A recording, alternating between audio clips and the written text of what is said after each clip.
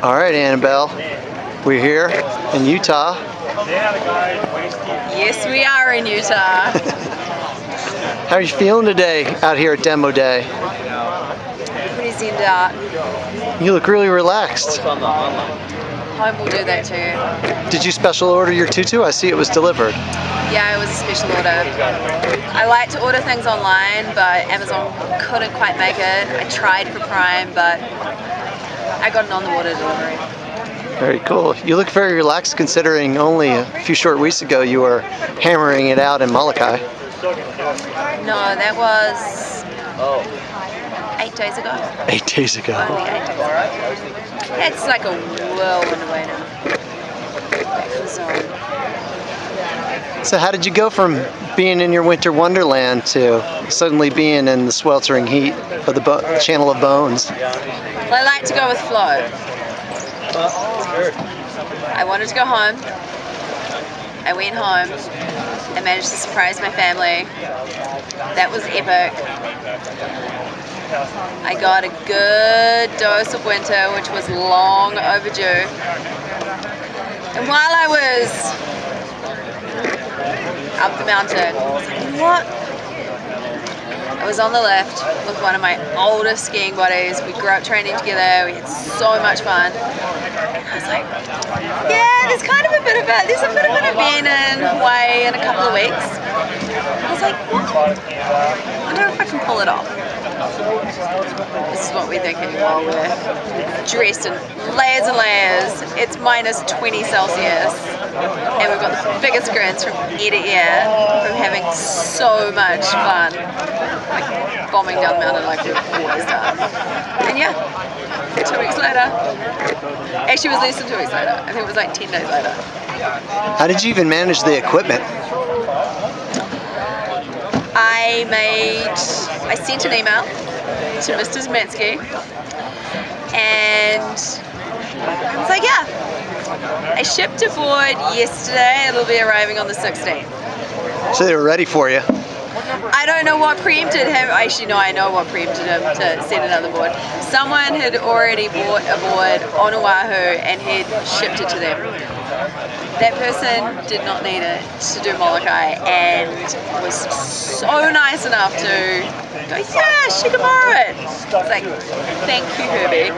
But that's only like one small part of it because there's so many different pieces of the pie that have to come together. I'm like, so the next day we're up skiing again, we're like riding the lift and I'm like, Nicola, yeah, I got a board.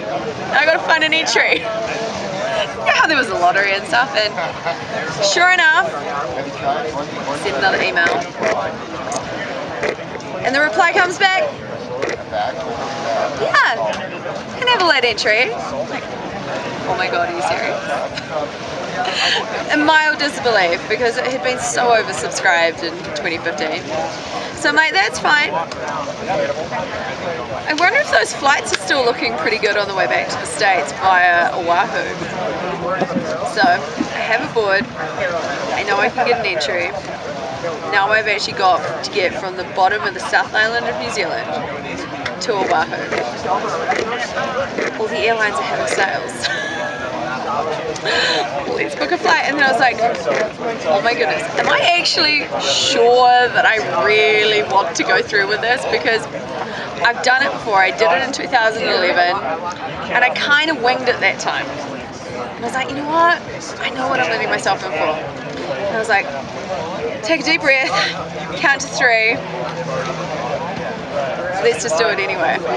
So I booked it and was like, you know what? I'm just going to have to work this one out as I'm going. And in all honesty, the planets aligned. Everything came together. I hadn't done any specific preparation whatsoever. So I knew that it was about just going and doing. What about your boat support? I mean, how did you even, I heard that's one of the hardest things to... It really is. And so I started reaching out to the network of people, and sure enough, the guy who organizes a lot of the escort was like, yeah, actually, like one of my good mates who wasn't going to do it, he's going to do it. Yeah, I'll call Eric and see if he'll escort for you. And sure enough, came back. He's escorted for all these people, or knows all these people that I know, and for some reason it just all came together. And then a really, really amazing guy, Kamu, was like, the weekend before, was like, would you like me to be on your escort board? And I was like, are you serious? You're quite happy to come across, the channel, stay the night, spend, the best part of 6 hours like bobbing up and down of a hot ocean and jumping in to feed me, doing my waterfalls. I'm like, if you'd like to, I'd love it. I ended up with the most phenomenal thing. What was the most challenging aspect of that? Because I know that there's heat, the flat, just everything, and then at the end you have the big swell. I mean, just didn't seem like anything. I wasn't so worried about the big swell. In fact, I was gutted that there was a massive lull when I came in, so there was no chance of hucking off a massive bomb and getting a bit of a free ride through the channel. The hardest point was definitely like the hour off China Wall. It was just junky, and there was nothing that I could do that was gonna really make anything go in a forward direction any faster than what it was. So it was just like, and I knew that it was gonna be a long, hot day. I knew that doing it on a 14-foot board with no rudder is possibly the most narcissistic thing you could ever do to yourself. So I was like, okay, let's just go out and have a really fun day on the ocean. I've got a great support crew. It's been so much fun in the lead up. Let's look forward to the finish. Let's make the in-between as much fun as possible. Let's make sure that we eat and drink enough along the way through. And that was probably what got me through. Did you learn anything new on something like that? I mean, it seems like a completely different way to address one of these major races. I mean, because you're pretty... That when the opportunity comes to do something, don't pass it up and find every excuse not to, even if you haven't done the best preparation. And that was when I looked at it, I was like, you know what? Train, I believe in the whole thing of train for the game of life and be ready for what the game of life will throw at you.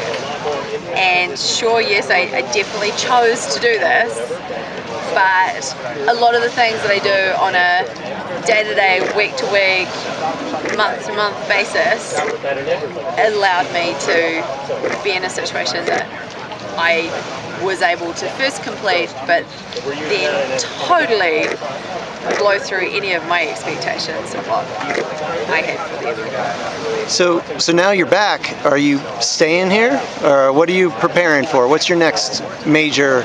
Where are you trying to peak for next? I'm here right now.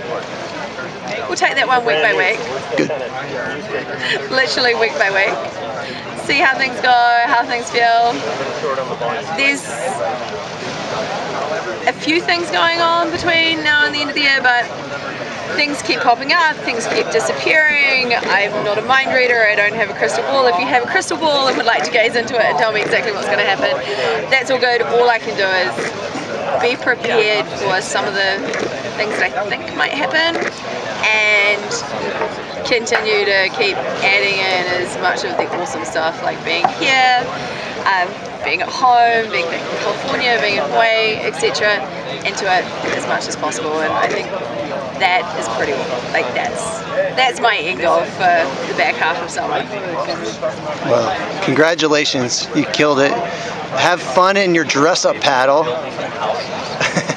Don't underestimate the costumes. We're pretty mild right now, but I've got a sneaky suspicion that things might ramp up as the afternoon goes on. Oh, good. Thanks.